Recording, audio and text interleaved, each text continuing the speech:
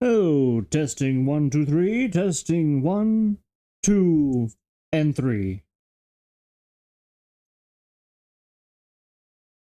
Hello and good day. And joining your host, Samurai Kit Kat. And we're doing artwork. I know, it's been a minute. It's been some time. Getting myself set up with my new place of business, a place of work, has been a little taxing. And justly so. But we're going to get right on into it. We're going to be coloring today. We're going to do our signature grayscale cell shading technique of coloring. And as far as that's concerned, and also before we get started, I want to give credit to today's background music, which is brought to you by Carl Casey, Karl, so it starts with a K, Carl Casey, and Omni Slim, Omni, like Omnimon, and then Slim. Both of these artists do fantastic work, and you can find them on bandcamp.com. So if you want to support Carl Casey, Omni Slim, or both of them, by all means, hit them up on bandcamp.com. You can also listen to them on YouTube. They are copyright free, so if you wish to use their music for your streams or anything like that, by all means, you can. Just all they ask is that you give them credit, just like I am now. And you can even do it as simply as putting it in the bottom corner of your video or putting it in your video description. Now, with that being said, let's start some music and get started on the things. Yes. Let's make sure that the music is coming through just fine.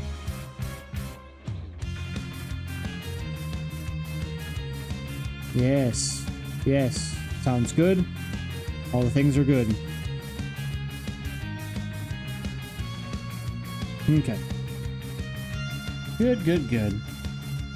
Alright, so, we have a couple of layers here, which, of course, the layers that we have going on are the actual line art, and then the details. And to do the grayscale, it's a lot easier to get the grayscale that we want by always putting our details on a separate layer. So that way it gets rid of a little bit more line work. This is going to be a little bit more involved than any of the other things that I have done at this point in time. But we're going to go through this step by step, and we're going to also type in our layers as we go. And as we also know, we need to make sure that we put our layers for color underneath the line art. So again, this is going to be more of a process for me. This isn't so much of an educational video or anything like that, but I know that that question might come up in the video once I post it on YouTube or whatever.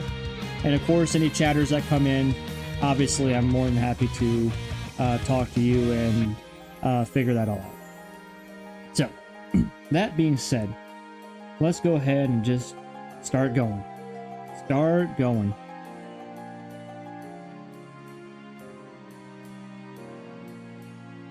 Let's do...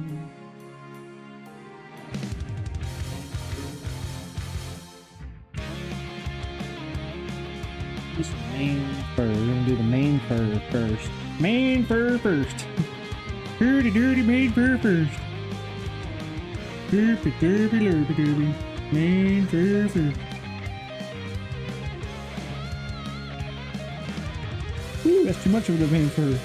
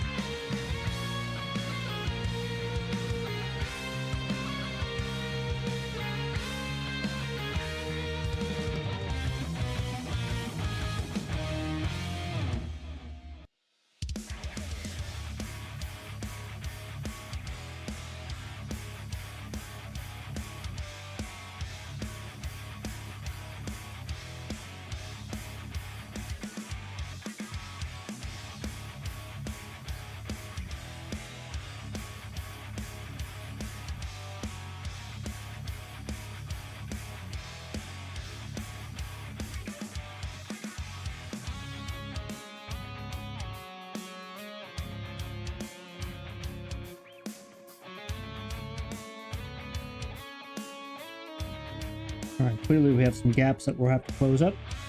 Perfectly fine.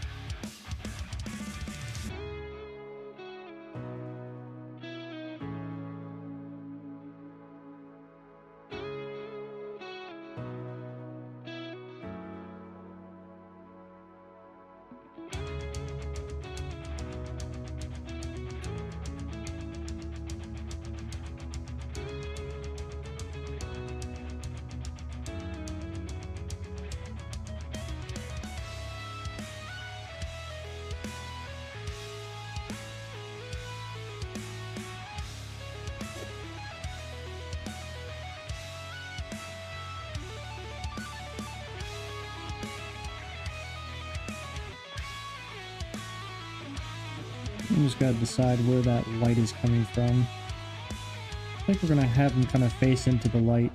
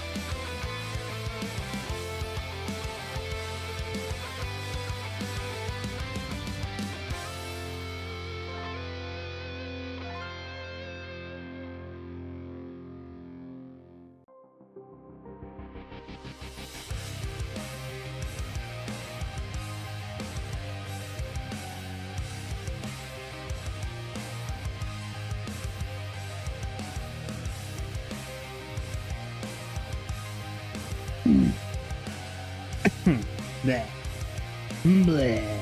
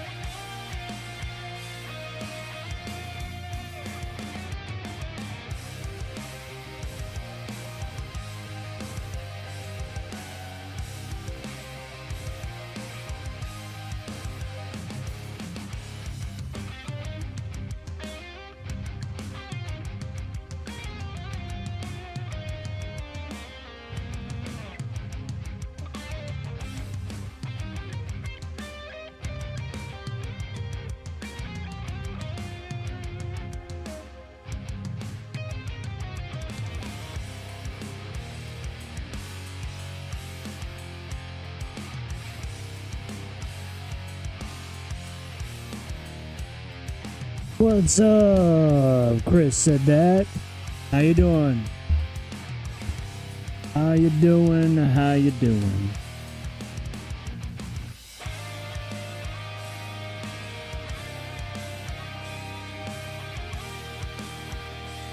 Awesome. That's good to hear. Good to hear. Glad to have you in stream. Hope you enjoy yourself. Not too much gonna still going out from concert.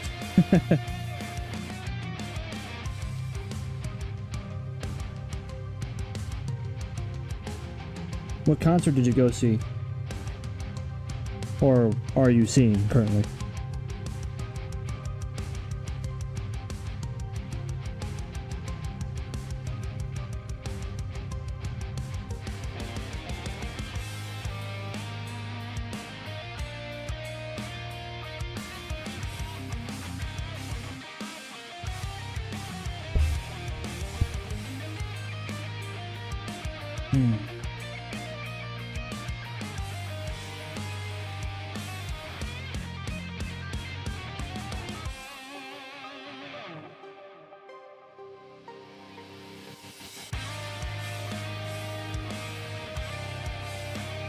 Yeah, I can tone it down a little bit.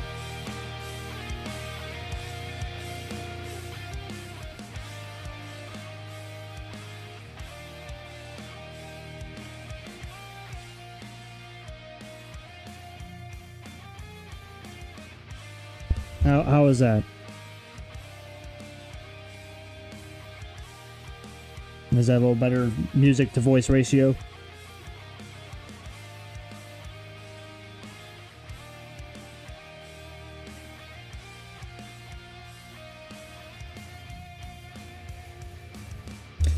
And Ice Peak concert. I'm not familiar with Ice Peak.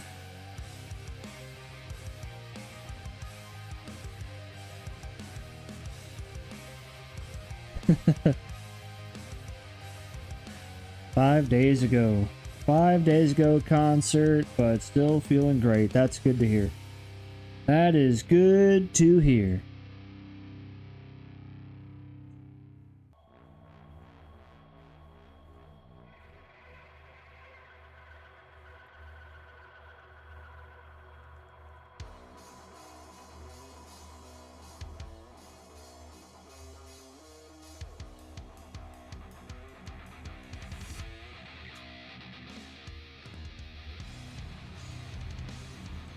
Let's see here. They had a great set. They had their most banger songs and sad one. I know they always got to have at least one that's a little bit more somber than the others, so I understand. I understand. But still glad that you feel great even after almost a week. That's awesome. That is of the awesome sauce.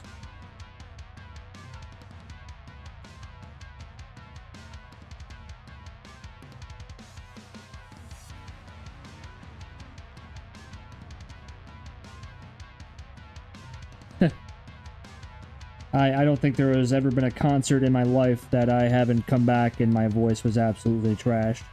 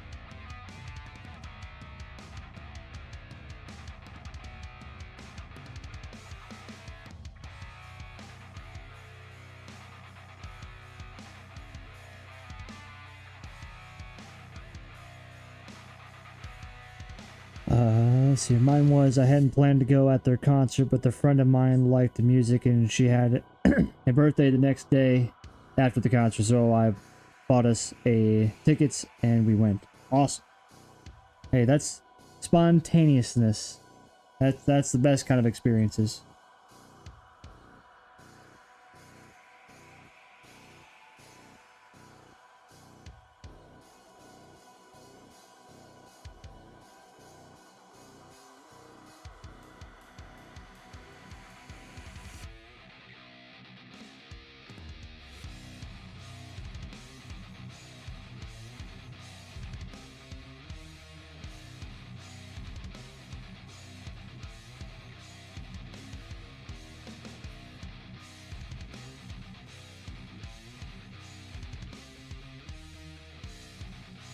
Yeah, I don't like planning meetings because always somehow everything ends up that I have or other person have plans. Absolutely, like making plans is probably one of the hardest things to do, and it's always disappointing too because just like you're hinting at, you make plans and you like, especially if you're like weeks out, even months out. The longer you have these plans scheduled, the more of a disappointment it becomes when everything falls through. Like, well, I was gonna go, but I don't have the money anymore, or something of the nature. I am right there with you. I like doing something that's like, oh shit, this weekend we have ourselves, X event is happening. Let's go.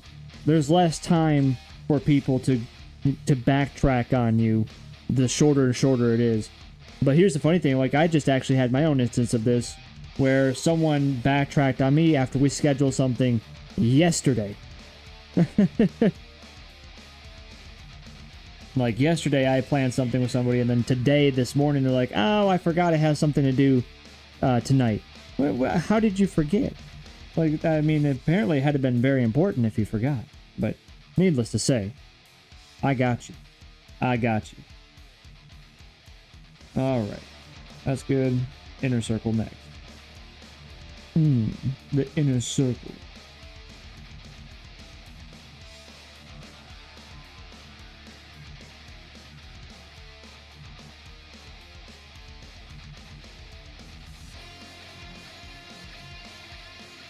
Alright.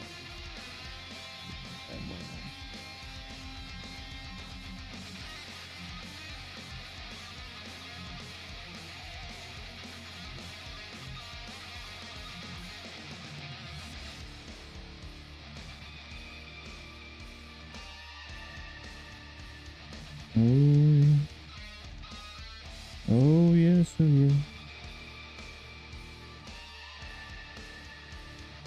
All the good things. This is a pretty relaxing stream today. Like I said, well, maybe I didn't say this, but there's not going to be a whole lot of talking. Unless, of course, like, you start to give me a conversation to have here. But nonetheless, maybe now I can say that I'm a fan of the music because after concert, I had a wish to dive deeply into the music more. I'll have to, I'll take a screenshot so that way I can save that name of the band. I'm always interested in learning more about bands that I've obviously never heard of before. And so, yeah, you gave me something to listen to.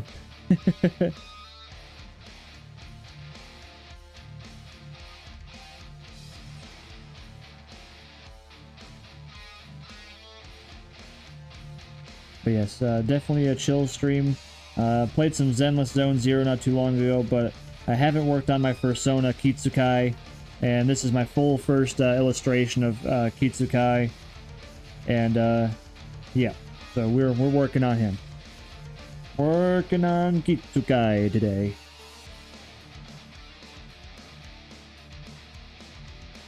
If I don't have to do too much with this circle here.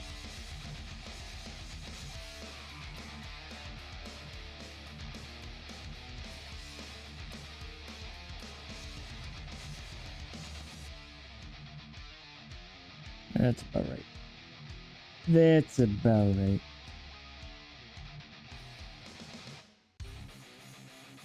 Let's see here. Just to say, it's better to listen through YouTube as you can read the captions. Oh, so is it like a foreign band, like foreign language? And then beautiful OC. Thank you. I really appreciate it. I like doing OCs. I don't really touch other people's IP. You won't really see me drawing any official Pokemon or any official animes or anything like that. I might draw in the style of, but it will not be one of the characters.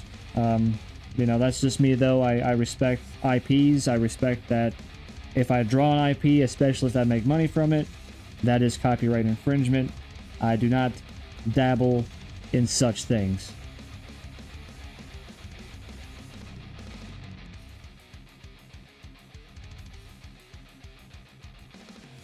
I think we need to go a little lighter. There we go. Perfect. Perfect. Perfect.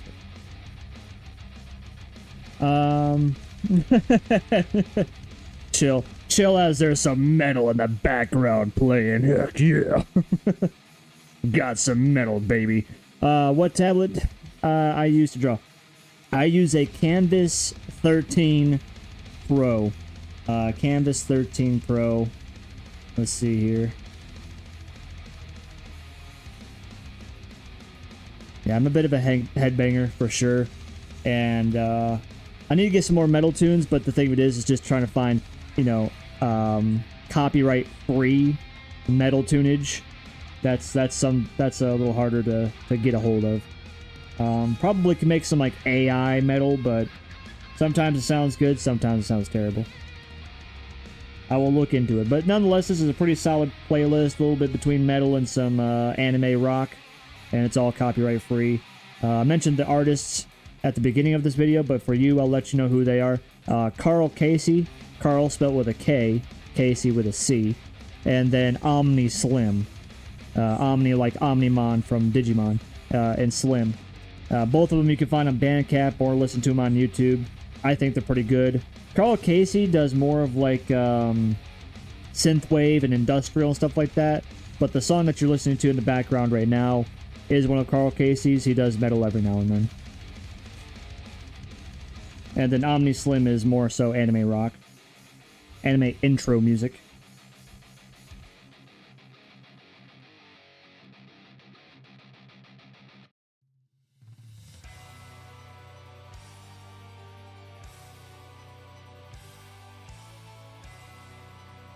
Yeah. Man, if I could, I might be able to play the Doom soundtrack. I'm gonna have to look into it because it might be under Creative Commons. So I might be able to put the Doom soundtrack on, because that stuff's heavy. I love that music. But I don't know. And since it's a video, this is the reason why is because it's a video game, right?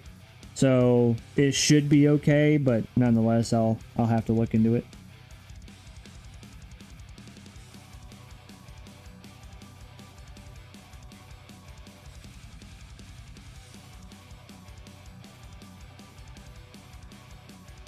Let's see here. I'm gonna make a folder.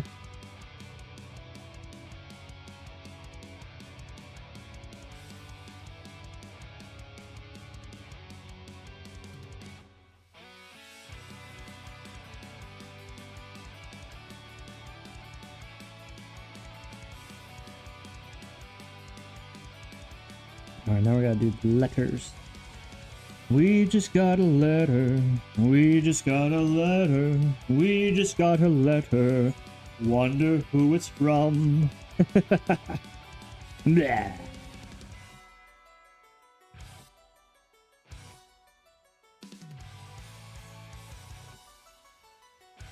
Let's see here.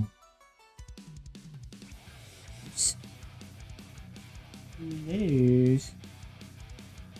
These letters are gonna be pretty light. I'm not gonna. There we go. Of course, the best thing about working in grayscale is we can do whatever. No, you cannot use the Doom soundtrack on your stream without obtaining permission, as it is copyright music. Okay, cool. I appreciate you looking that up or knowing that information either way. I just know that if I'm playing the video game, it's fine, but using the music outside of the video game, obviously not so much fine. Not so fine after that.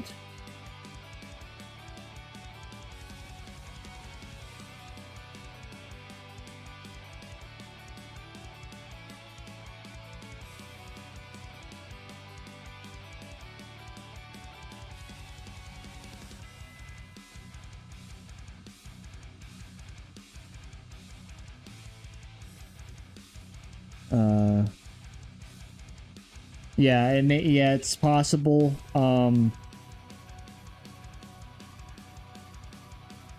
Yeah, it might be like kind of like I said, it's that borderline of copyright and Creative Commons. I think because you're playing the game, you're essentially giving free advertisement for the game. So if I played Doom and people watched it, they're like, "Oh my god, I gotta play this game!" I just helped the sales out for, you know, the studio that made Doom. At least that's what I can kind of formulate in my head that would make sense. Still looking a lot of... Hey, don't look in the line of pirating.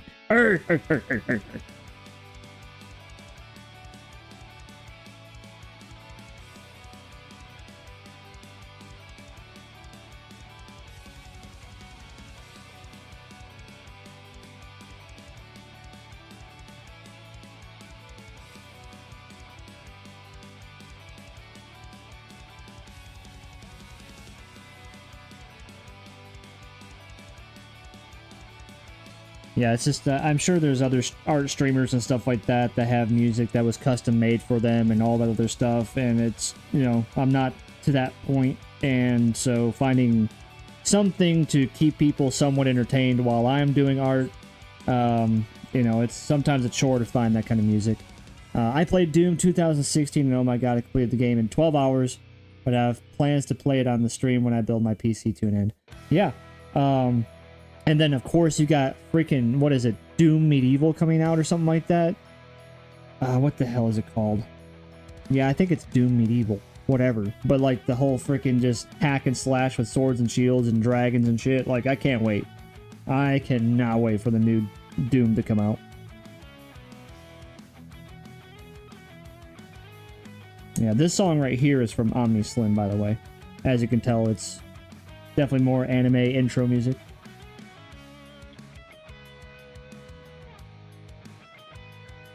Still good, though. Absolutely still good.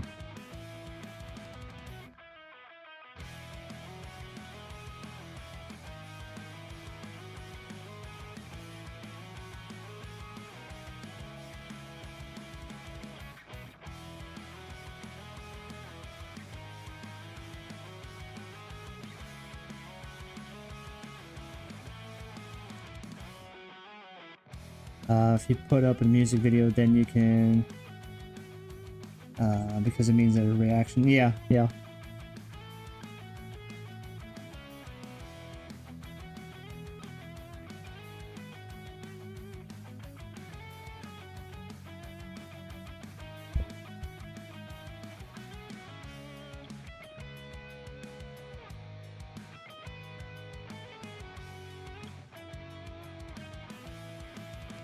Alright, the outer code is pretty much done.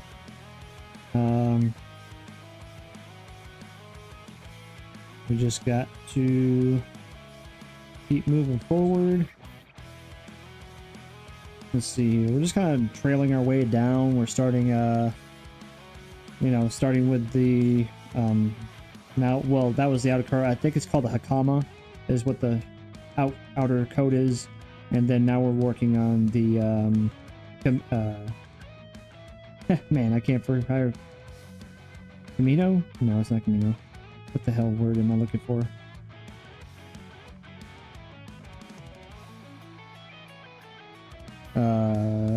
Best practices for reaction streams: use short clips when reacting, limit the length of clips you show, and ensure your commentary is prominent. Provide context, includes details and insights about the music video, artist, or related topics to enhance your commentary. Engage your audience. Maintaining an engaging interaction with your viewers while outlining your thoughts will enhance the viewing experience and provide additional context, supporting your fair use argument. Well, there you go. There it is.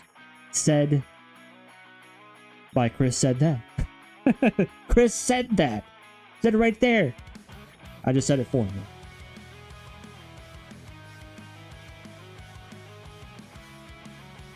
All right.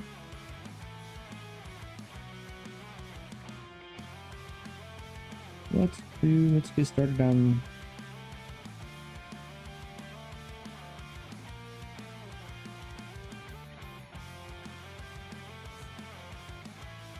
That's the way my nickname is being used.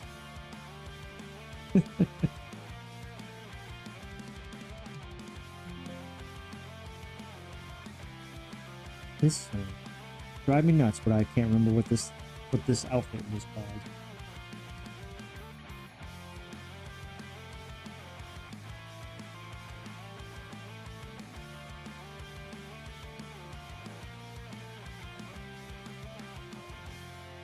Itadori. Kimono. See, I was close. So it's kimono. I don't know why I was drawing a freaking blank there, but I was. Chris said that engage your audience. I will engage. I always engage. I try to engage. Sometimes I miss somebody's like, especially if I'm in the middle of battle in a video game. I'll miss a chat or two, but for the most part, I catch it pretty good.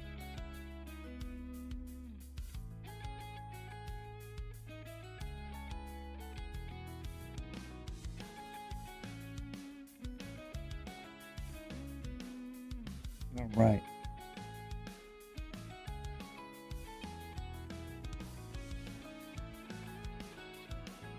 Well, I've been working on this guy. We've been working on here for about hour and 47 minutes. Not too bad. Hour 47, it may seem like a long time, but when we're mapping out our shadows, we're sectioning out our artwork, and we just want to make sure like our shadows are matching up, because that's something that I think a lot of people don't do, as when I'm mentioning our other artists that they don't do. Because if we look here, this outer coat is separate from the actual circles and stuff that you see right around here. And I matched up, just using my eyeball, the highlights and shadows. So that's just something that is, I guess, unique to how I do things. Others might not do that, but that's just what I do. And then also, Chris, as you're coming in, I am a layer sketch artist and a grayscale colorist. So I may be doing everything in grayscale, but I have a really cool technique on how to color this with the scale that I'm doing. Like, this is a lot of work. Essentially what I'm doing is I'm getting all of my shadows knocked out. Everything is my shadows and my initial highlights. We still have pure white and possibly a little bit of pure black to go through, which is going to be on complete separate. This is completely separate from this. And then we will be going through our gradient coloring. And I tell you what, when we start doing this, it's going to look amazing. It's going to look wonderful. It's going to be good stuff. We might not get through it all today, but needless to say. Let's see. Maybe that means if someone wants a rhino character, you might not have to have troubles with it, as it's mostly gray. Yeah. And in fact, that is some of the things here, like his eyeball and mustache and nose. Those really aren't going to change. Those color schemes are already pretty much done. We might do a thing here or there, but those colors are pretty much done.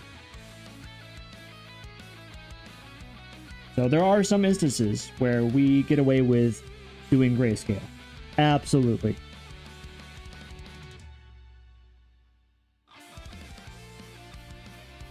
Okay, in we go. Oh, first we need to take off our detail layer. Whoop. And away we go. Now this is of course just going to be the top section. The pants are going to be different. Oh, that is, I think. Yeah, those are still pants. This is shirt. Nope, that's Obi. That is an Obi. Never mind, never mind, never mind. That is the Obi. Right there. There we go. Sometimes it's been a minute since pants my boot. Yeah. Well, here's the thing too. Now I do have like what you can say quote unquote color variation, where like, you know, like the insides of these ears are darker than the outside fur and stuff like that. I most certainly will like do some shades of gray a little darker or lighter, but in the grand scheme of things, when I'm ready to actually color this, we will have everything at our disposal to change the darkness, the lightness, and of course the color of everything that we have separated out. It's a very unique way to color things. I don't think a lot of people do it, and I think, in my personal opinion, it's a lot simpler because I don't have to keep looking at a color wheel or a color chart and be like, oh, which color is going to match up with this one, which color is going to match up with that one. I don't have to worry about that. I let the program match the colors that I want for me, and it just makes life so much easier. And it still looks great too.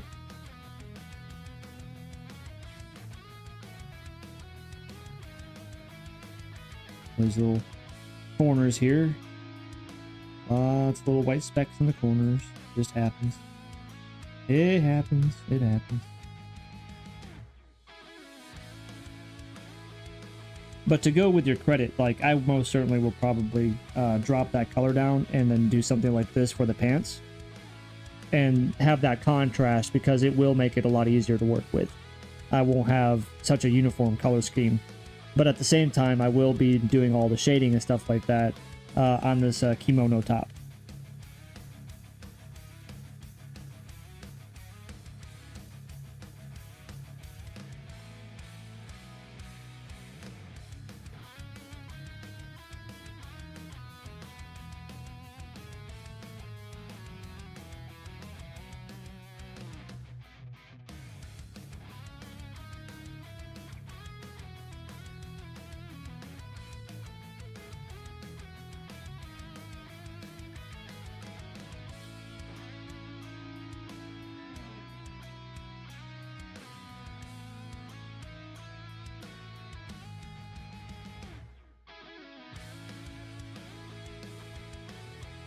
And I'm also just debating on whether I want to make a two-tone kimono. Every artist have their own method to match the color or to draw. That's why being an artist is so hard, because now if you have some similarity with other artists, and the way something is being drawn means you are stealing the style. The most hardest part is to find your own way, especially when you're new in this industry. Quote unquote. Quote unquote industry. Yeah. And, you know, that's a lot of things too. Obviously there's a lot of hypercritical people out there that are like, oh my god, you are totally stealing this. You're not original. You're being such a, you know, lazy person, or whatever else other words that clearly people can come up with. And, you know, whatever. There's a myriad of negativity that could be fought. But at the end of the day, so long as you're doing everything from step 1 to step 2 to step 3, and you're doing it, you know, without tracing or whatever the case may be, right? You're just doing what you need to do to get to do what you want to do, and you're not directly copying someone's character, right? Even if you are going from step 1 to step final, and the end result is the same thing as someone else's, then, you know, obviously that's a problem. But needless to say, adopting someone's style is okay, especially if you're just starting out. Like you're saying, you're just starting out on your ventures as an artist. Having your own style is not something that you get right out of the gate, and you develop your own style through learning from others. So it's just one of those things where some people just have to calm down and just realize, well, hey, you know what, he's brand new into this, so what if he's, you know, doing a similar style to Dragon Ball Z or One Piece or whatever? So long as it's a, you know, an OC, an original character that they make, then, well, who cares? Go for it. Have fun with it. And here's the thing, I don't care if you use other people's IPs either, but the thing of it is, you can't make money from it. I'm a big advocate for not using anyone else's IP characters and making some sort of profit. And this is why I won't draw anything as far as an IP character on Twitch, because the moment that, if it happens and I become an affiliate or I start making money through Twitch, by that definition, I am technically making money from someone else's design. And so I'm not going to draw Goku or Vegeta or Luffy or Ichigo, none of those people. I won't be drawing any of those IP characters because, again, if I become monetized, and people watch that stuff and whatever, I start making money from it, that is copyright infringement. This is not a good day. Will I get away with it? Probably. I'm a small fish. No one's gonna give a shit. But at the same time, and at the end of the day, I don't want to have that type of battle. I do not want to be in that boiling water.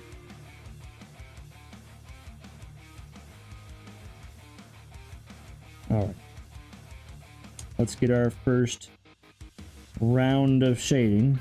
Our general shades, just slightly darker than everything.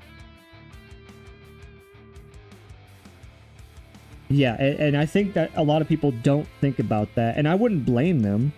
And I think that a warning is perfectly okay. You're like, again, you're drawing Vegeta because you really like that character and you just kind of want to show off your own style of Dragon Ball Z. It's not even necessarily Dragon Ball Z styles, but you just took that character and you're drawing it and stuff like that because you want to have fun and whatever. And you have no intention of copyright infringement, but at the same time, you technically just copyright infringed because you made money off of the Dragon Ball Z character. It's definitely a slippery slope for all that stuff. For show.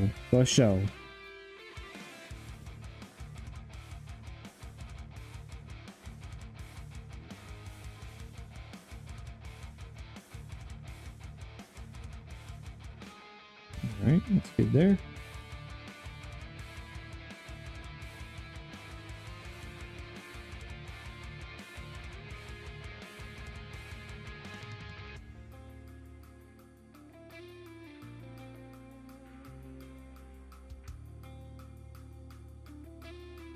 But when this is an art, you can have a problem with this just because. Oh, hold on. I need to go back a few steps. Oh goodness. But still, people make an unofficial TCG cards and selling them on the internet. LMO. No one cares about this. But when this is an art, you can have a problem with this just because. Yeah, it's just a matter of time, right?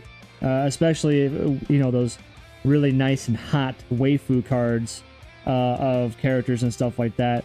Clearly, of course, it's fan art, but at the same token, it is someone else's IP, and it would just be a matter of time before it becomes an issue.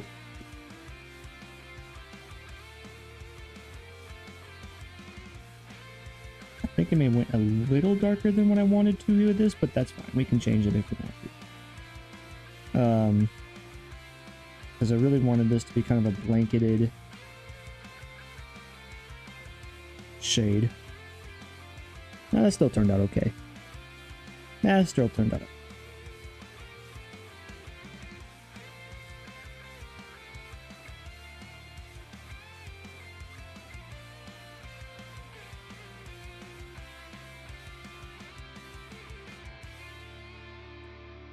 That's fine there.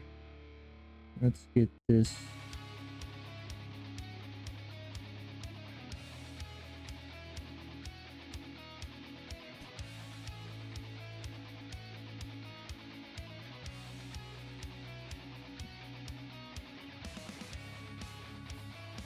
That looks okay.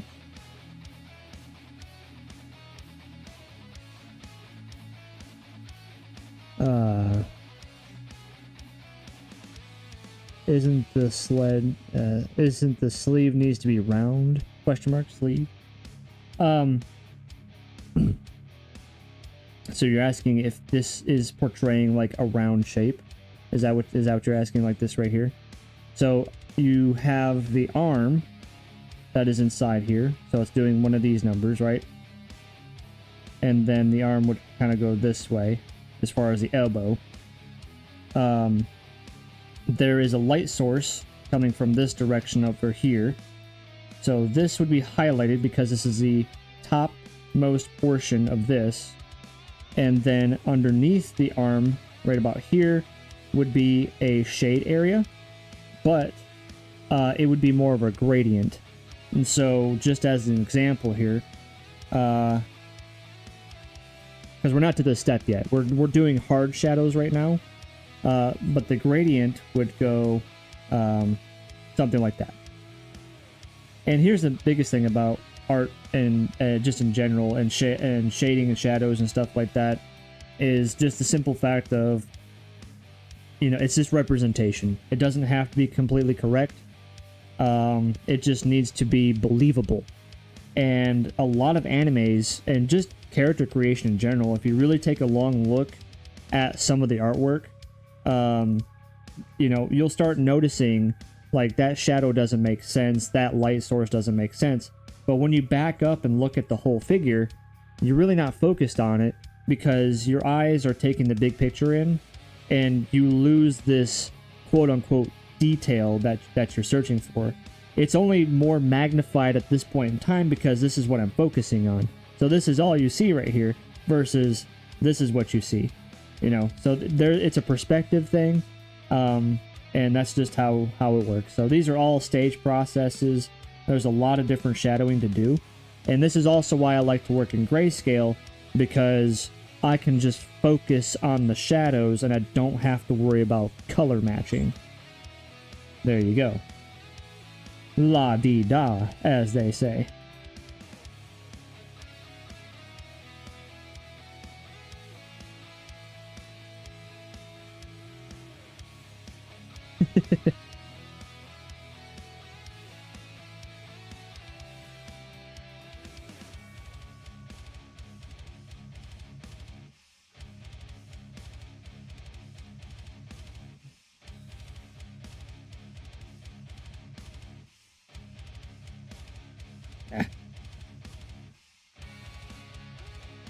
Let's flip this around. Clearly I'm having issues. There we go.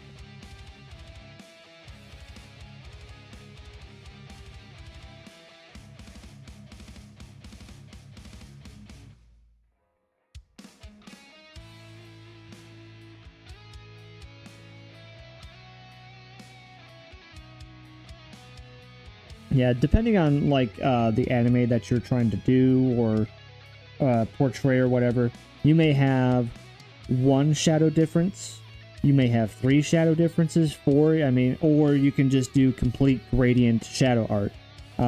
I typically, as you can tell here, I have like 2 shadow differences on the main fur, and then I have 1 highlight.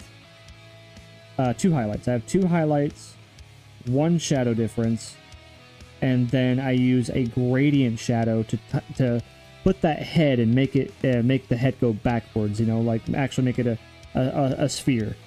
So there's a lot to it. Like it is the snout, the snoot. The snoot is actually a pretty good example. You know, it's a solid color, and then I went through with 1 highlight.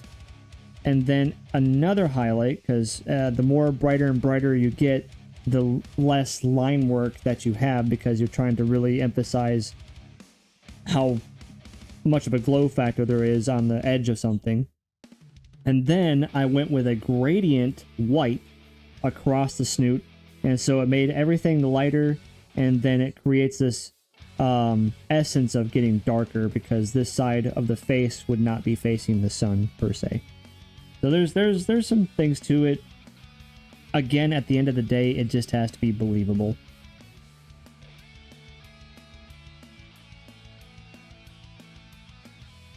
Just gotta be believable. You know, obviously we're gonna jump this fur. This fur is over top, so we're gonna make sure that the fur has a shadow. There we go. I do that right there.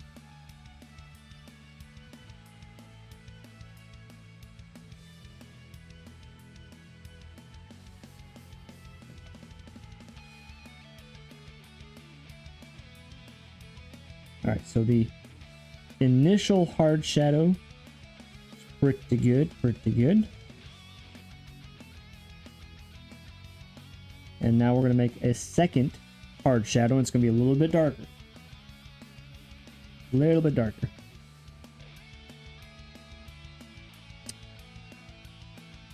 Hey, you have yourself a good sleep. Chris, thank you for coming on in. Appreciate you. Have a good rest.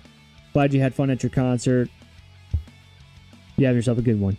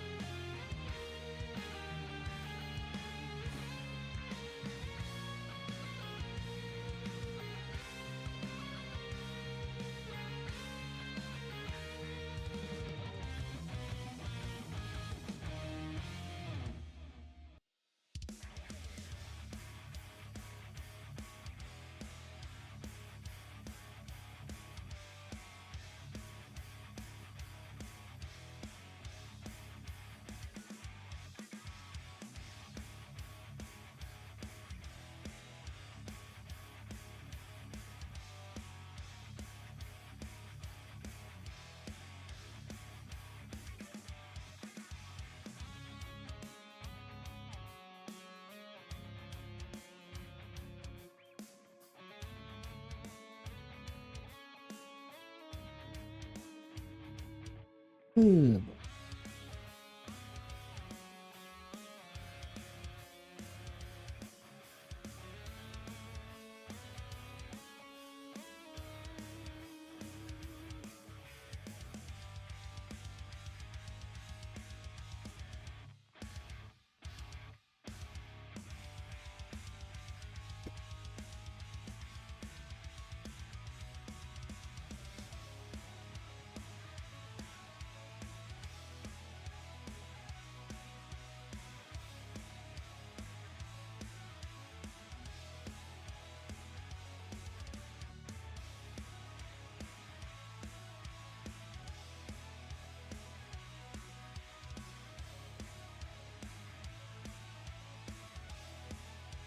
Oozy. Oozy doozy loozy. I'm totally not in class right now while dropping by, and I definitely do not have a rehearsal after this. Yep. Oh boy. Oh boy. Being naughty, Oozy. You're being naughty.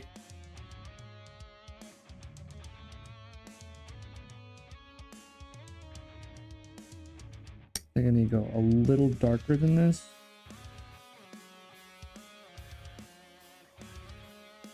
I'm not doing like stupid highlights here.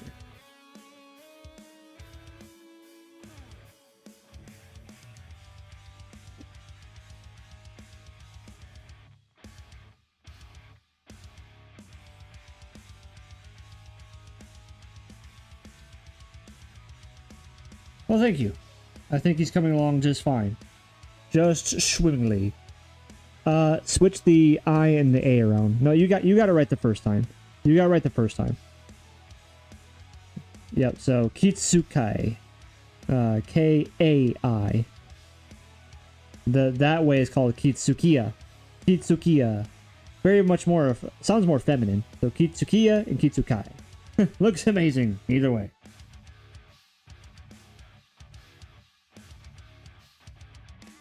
You can go even west. There we go.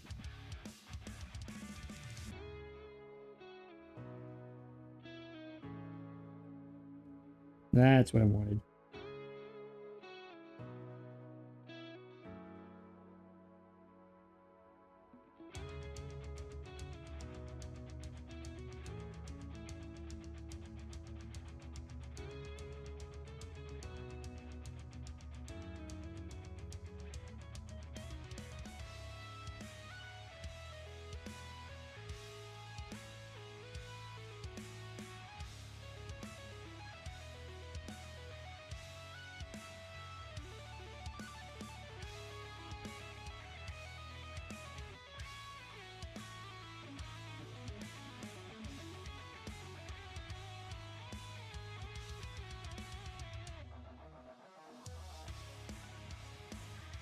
I should never have doubted myself. That's right. Don't ever doubt yourself, Uzi. Don't do it.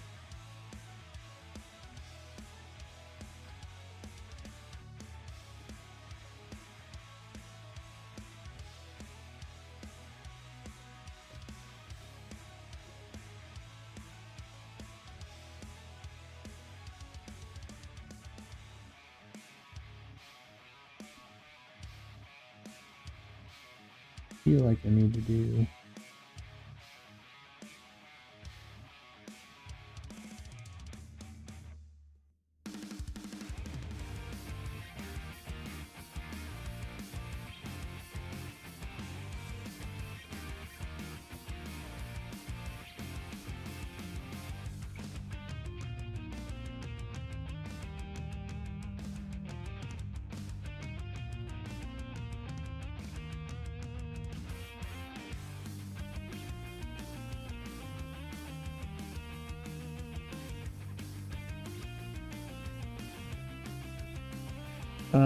geez, the details are the whole fit slayed.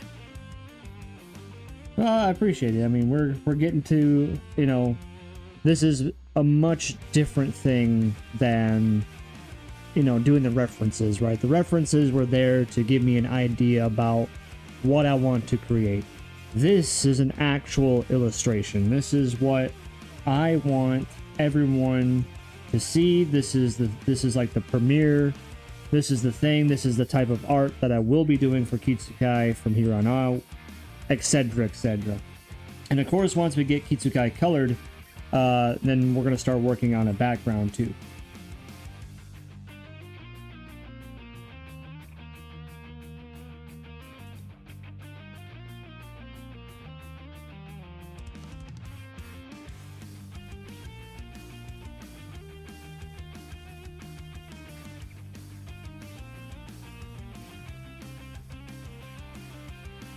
And the best, let's see here, save me from this prison called chemistry. I hate watching videos and taking notes. Just tell me what I need to know.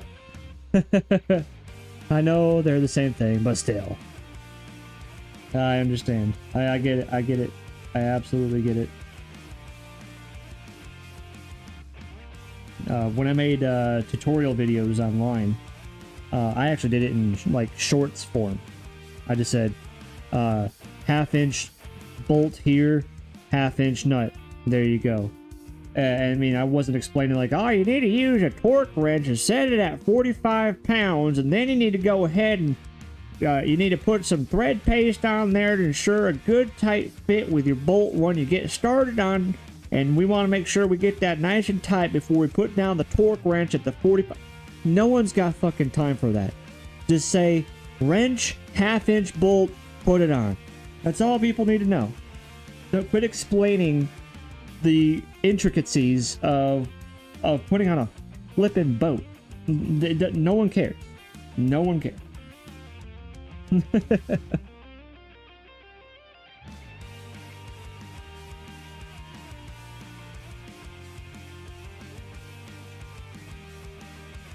Alright.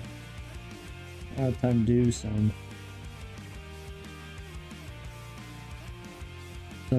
magic. Let's do some magic around here.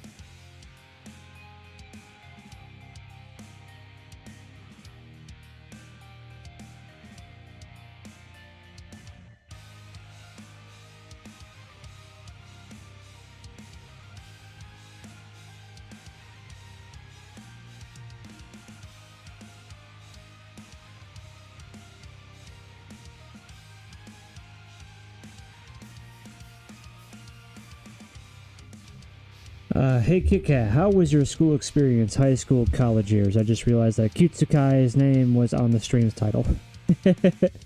Yeah, it is. My school experience with high school? Let's see here. Let me give some thought process. Let me dig into my inner childhood and figure out what that was like. Overall, I would say it was normal. I know that's probably not the best thing to say, but it's just like, it was whatever. High school definitely was just like, I wanted to get through it. I didn't give two shits about people or much of anything. I had a few girlfriends here and there, but really I just kind of focused on the work and then did escapism when I came home. I played my video games. That was it. Like, it was almost like I wanted to just blur out this section of my life because nothing interesting was happening.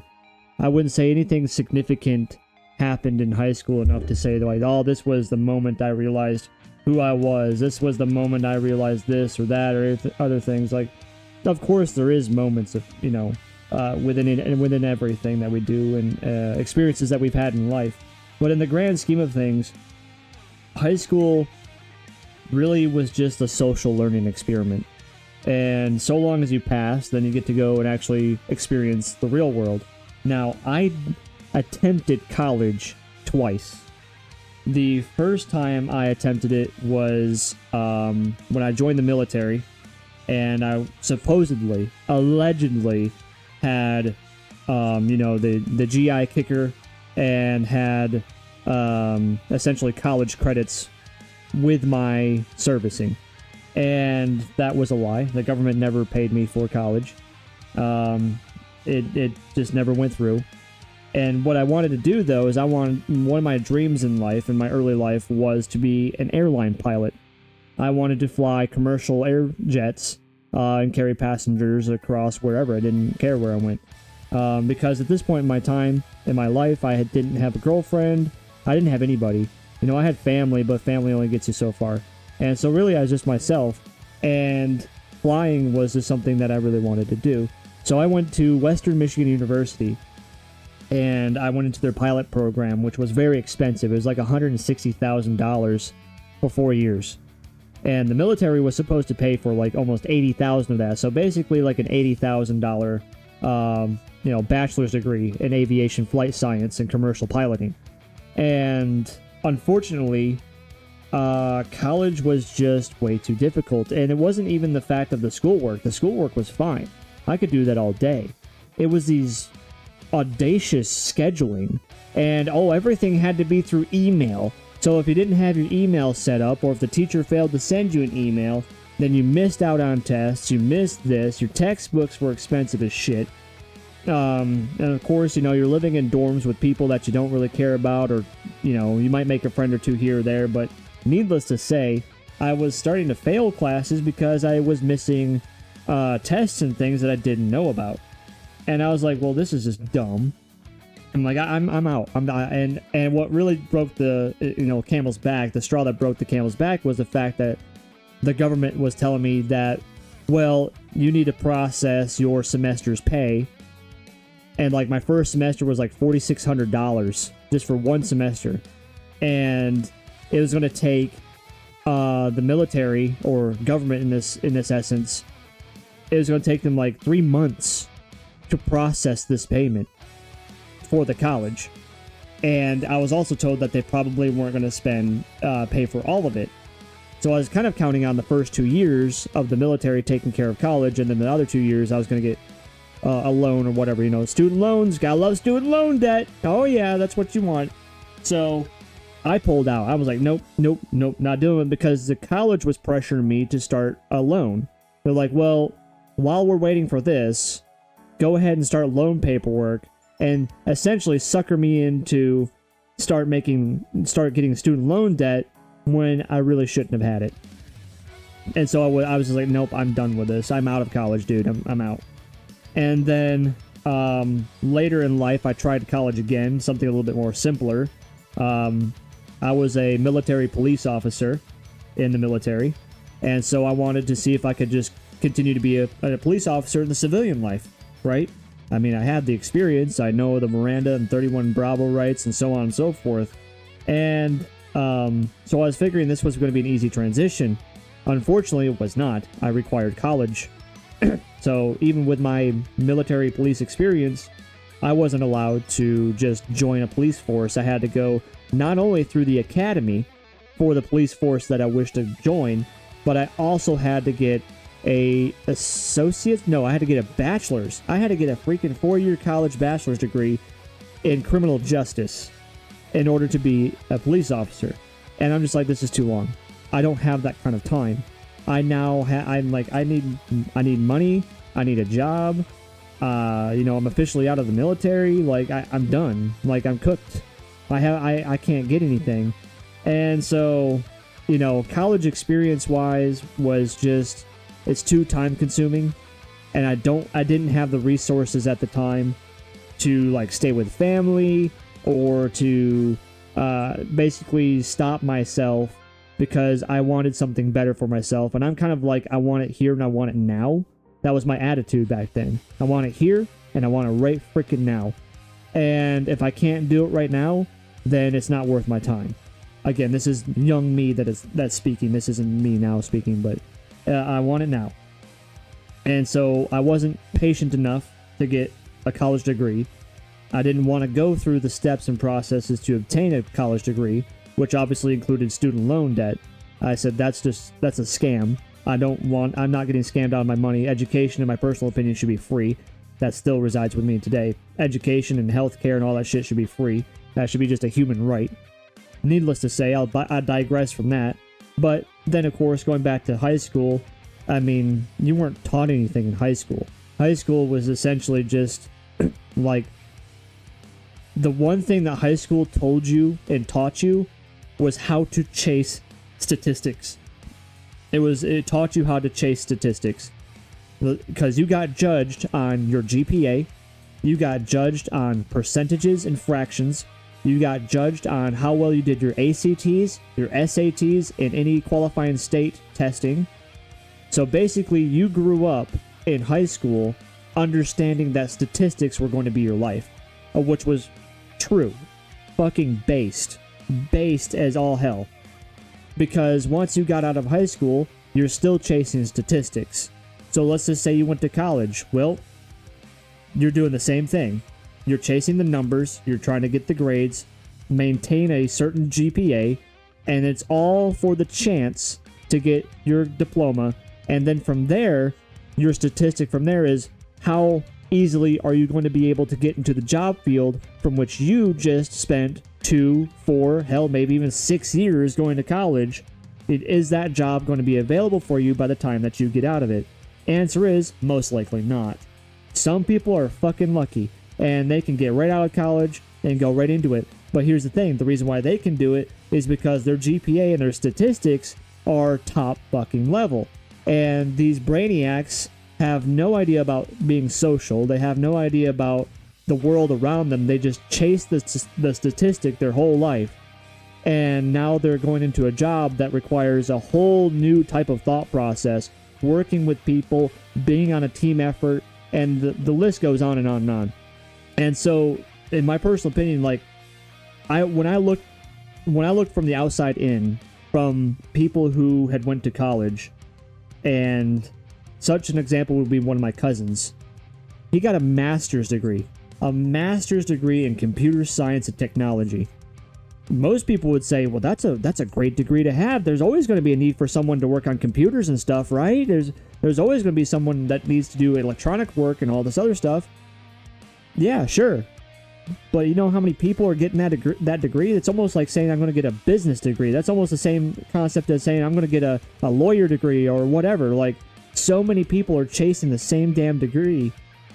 Your chances of actually getting into the job field are very slim. And it happened to my cousin. You know what he did after college? After his 6 years of obtaining a master's in computer technology and sciences, he worked as a security guard at a fucking zoo.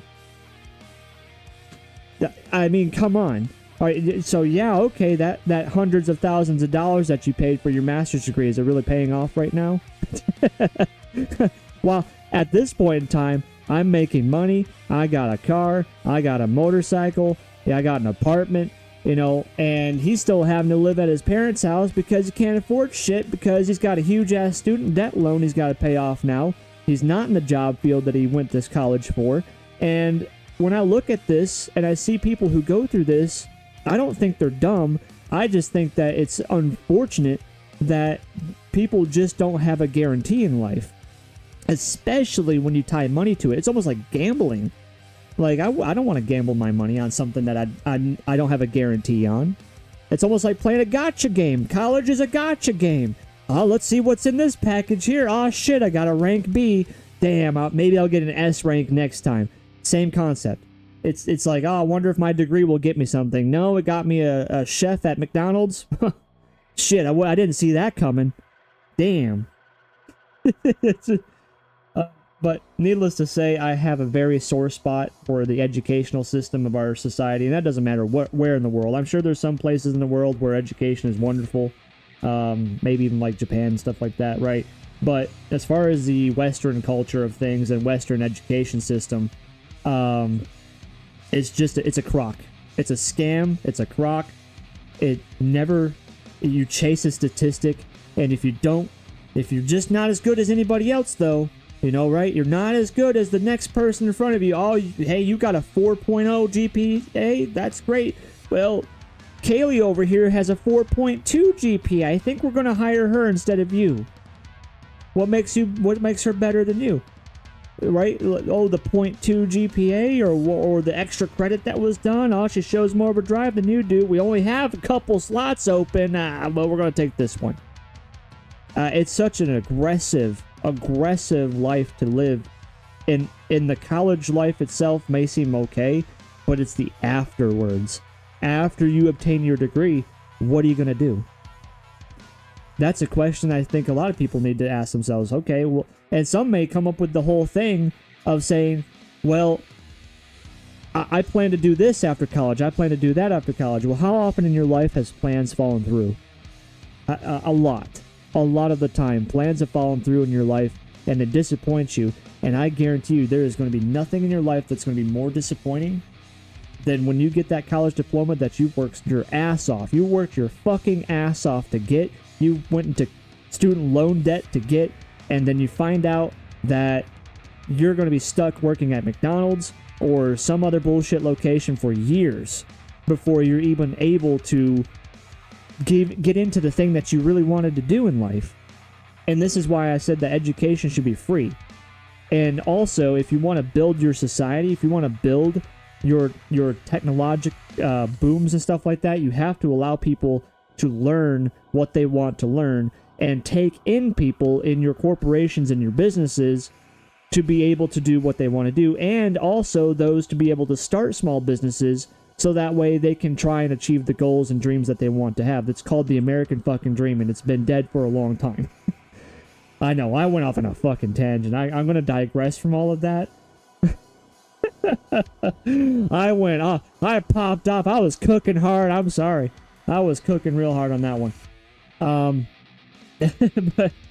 But it's a rough subject because I have such a deep care, I guess is the best thing to say. I have such a deep understanding and knowledge now, especially now in my later years of my life, that, you know, I'm glad I went down the path I went, because I went down my path in life through high school, through the little bits of college here and there. I went through life exactly how I wanted to do it. Was it a little harder? Probably. Maybe. I don't really know, because again, I only had a snippet of college life. But I moved out completely from my family when I was 20. And I moved to a different state, again, when I was 20. Like, 18, I moved out from my parents' house, because I just couldn't deal with that bullshit and drama anymore. And then I went into my grandparents' house. I stayed there for like a year and a half or so. Was like, nah, this ain't working. I'm done. I'm over it. And then after that, I was like, I'm done with this state. I'm done with everything I experienced in life. I need a breath of fresh air. I moved out of state, and I climbed the ladder from the bottom up. I lived out of my car for like 2 weeks. I had everything I had in my plum crazy purple Mustang. Couple $100 in my bank account. Clothes on my back. I lived for 2 weeks out of that damn car until I found a job. I went to every fucking place. I went to every business in that local town that I moved to. And eventually, I got picked up. I was a stock boy. So I did stock work. I was making money, saving the money. I had no bills. 0 bills. Then I was able to accomplish getting like a small credit card. I started making payments on that credit card so that way I could have a credit report, have a credit score, because that was required in order for me to get an apartment. After that, I got an apartment, and then I started just upgrading my life from there. I upgraded to getting a different job that paid more money. I got a car. I traded that car in for a better car. I now had a car payment, utility bills. I had internet bills. I had electric, all that stuff. It just started rolling in. I started making it happen. And then, I kept upgrading my job. I went to a different place. I started making more money. I was, started at the bottom, and I worked my way into management. I was a manager at some point in time. And I bought my very first house when I was 26 or 27. I bought my very first house.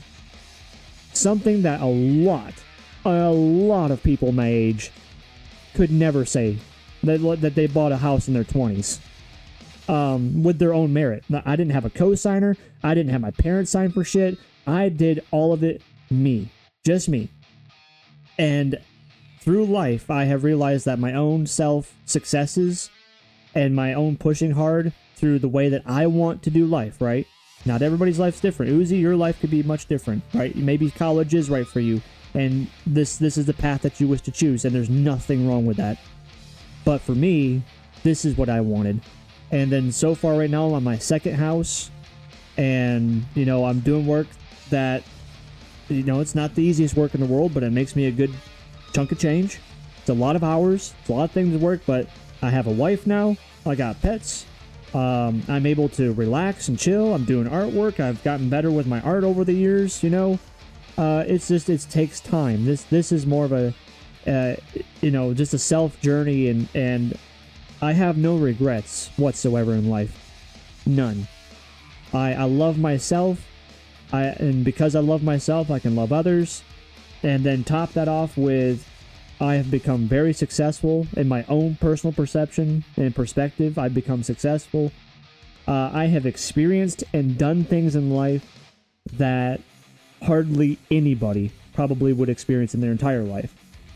And I'm in my early 30s, almost mid 30s. Be my birthday in June. But needless to say, I wouldn't change what I'd done at all in life. So hopefully that wasn't too much of a... again, I apologize, Uzi, that if I went a little crazy there, but needless to say, that is the do. That is the do. Whew. That is the do. Done did the do today. Yes, sir.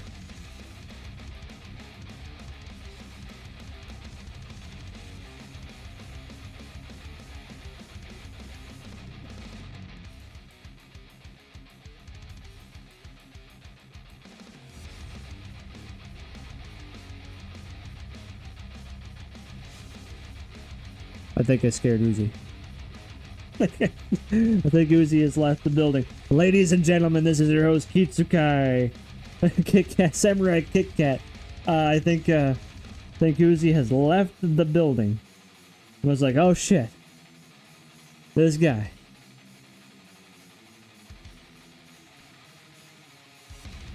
Was not expecting a life lesson. I understand.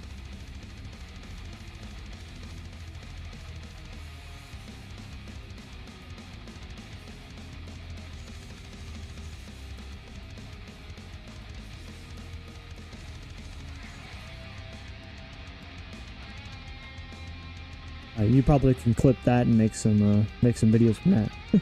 That's a hard clip right there. I don't know what the hell that is. That's a red pill, blue pill, black pill moment. I have no idea.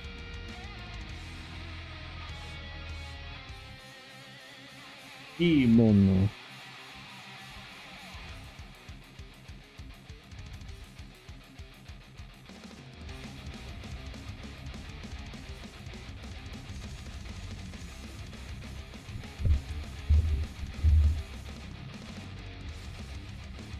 Sorry for the mic bump there, just adjusting some things.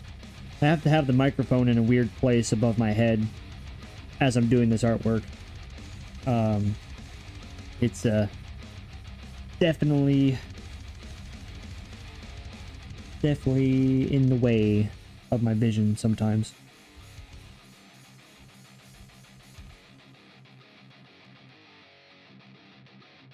Okay. Kimono is done.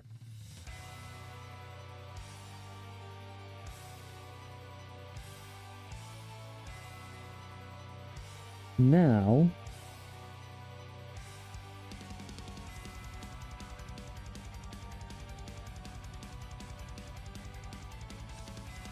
I think we're gonna do the hands. We're gonna catch these hands. Gonna catch these hands.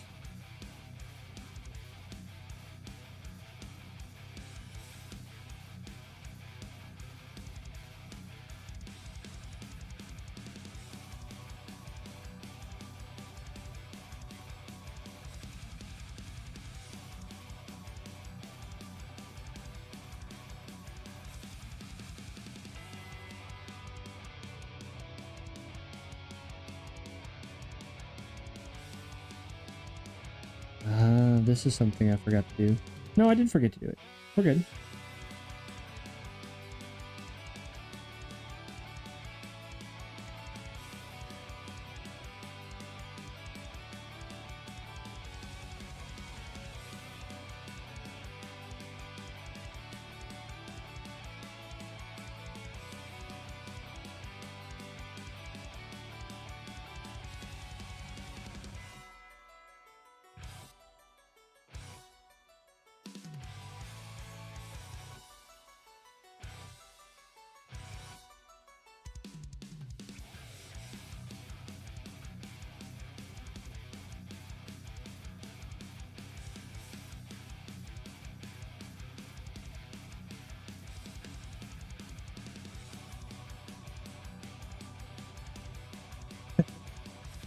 Hey Uzi, thanks for stopping in. Sorry to blow your ear off on that little tangent there. Needless to say, enjoy your rehearsal. Hopefully class went well for you. And that is Uzi shooting off. Ka-chow. See you later, man.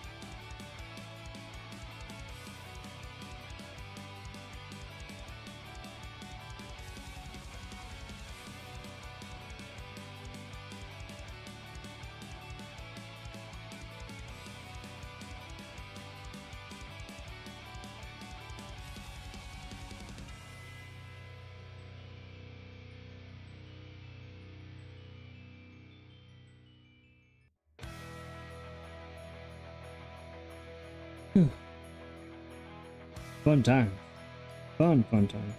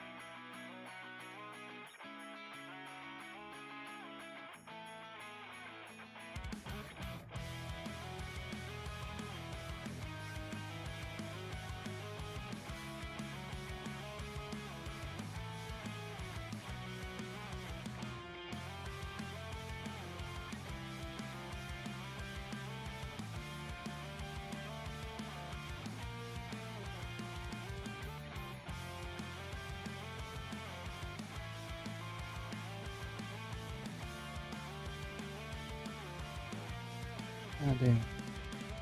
I forgot. I forgot a spot. That's fine. This will be pretty easy.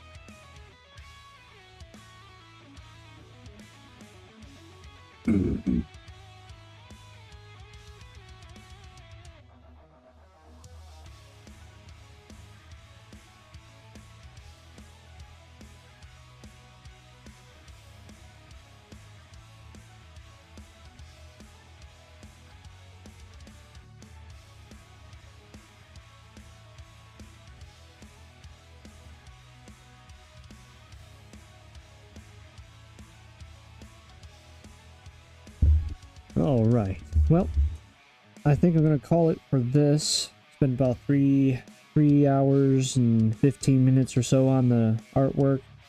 Like I said, this is the most tedious part of it because we're really diving into the shadows on this. We are getting those fine details kind of done. It's all about shadows and lighting at this point. And once we get this all done, coloring is going to take like 5 minutes. Not even, maybe a little longer than that. But I'm trying to exaggerate a little bit because it's just that much of a discrepancy between doing this and then actually coloring it. That being said, though, we got a lot done today. I'm feeling really good about this artwork. I know I went off on a tangent with Uzi. Oh boy. Didn't mean to go off on a tangent there and rant. Is what it is, though. Sometimes I'm just passionate about some things and thought processes and how the world should work. Needless to say, though, we're not here for that. We're here for some good artwork. I think we're doing a fantastic job so far. Hopefully, you'd enjoyed following along with me today. And for anybody that came in the stream and talked with me, really appreciate you. And anybody that views this on YouTube later, hopefully you enjoyed the stream. We're going to try and be as streamlined as possible on the next episode. Try not to get into any politics or world events or anything like that, but hey, I can't deny a good conversation when it started. That being said, this is your host, Samurai Kit Kat, and stay tuned though, because I probably will be coming back on stream, playing some more video games. And anybody that watches on YouTube, please do like, comment, subscribe. Peace!